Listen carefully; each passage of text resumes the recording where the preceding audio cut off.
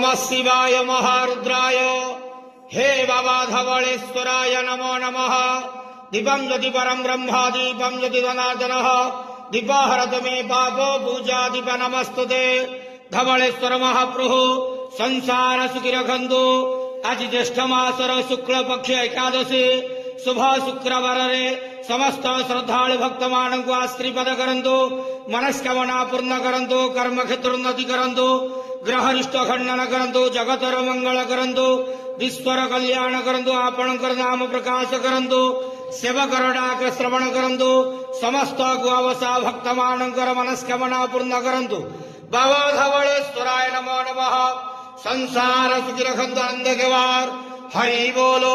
आज एकादशी शुभ शुक्रवार समस्त श्रद्धालु भक्त मानंकु आशीर्वाद करंतु आनंद केवार हरि बोलो।